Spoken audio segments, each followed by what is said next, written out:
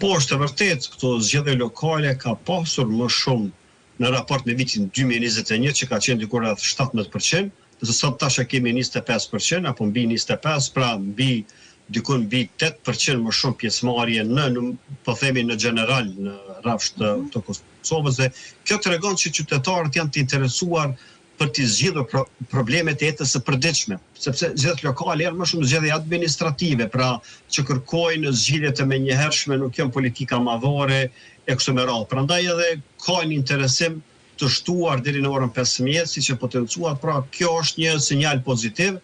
por unë mendoj që në 8 qytete do të jetë ajo gara kryesore, siç e përmendëm, për shembull Prishtina i vetmi qytet që ka rritje të madhe të daljes së qytetarëve në votim për ta ndryshuar ose gjendjen aktuale ose për të dhënë përkraje kandidatit i cili veç është kryetar. Pra në farë mënyre kjo një po e dëshmon që zgjedhjet lokale kanë kuptim krejt tjetër në raport me zgjedhjet nacionale. Ku është gara më interesante sipas jush? Ku përqendrohet vëmendja më së shumti sot përveç Prishtinës që e dim dhe ju mund ndaleni patjetër?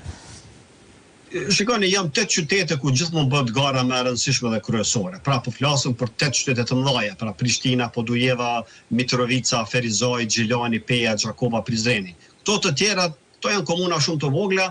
normalisht janë vlerë shtuar, por gjithsesi ajo betejat më të mëdha ku maten forcat politike në nivel vendi janë këto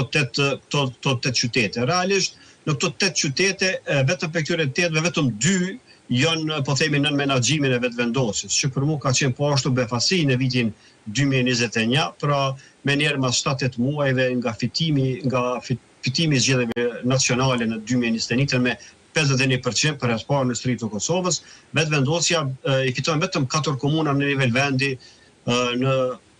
në Kosovë. Dhe tash kjo betejë e vetëvendosjes është edhe për komuna tjera më të mëdha, por sipas disa, po themi, ulëmtimeve, matjeve që janë bërë për jo zyrtare, sepse kësaj radhe partitë janë kujdesur shumë që mos t'i ekspozojnë të dhënat që i kanë nga tereni, po shihet që do të ketë befasira, por megjithatë në vendet të mëdha do të jetë sidomos Prishtina, Mitrovica, Gjilani, do të ketë garë shumë më interesante, por edhe Podujeva është njëra nga vendet që do të ketë garë. Pra edhe nëse do të kemi fitues, do të jetë shumë, domethënë, në ato margjina shumë të vogla, por në Kosovë ekziston edhe raundi i dytë, apo siç e themi ne, ballotazhi, i cili mandej e deformon votën e votuesit, sepse ka pas raste ku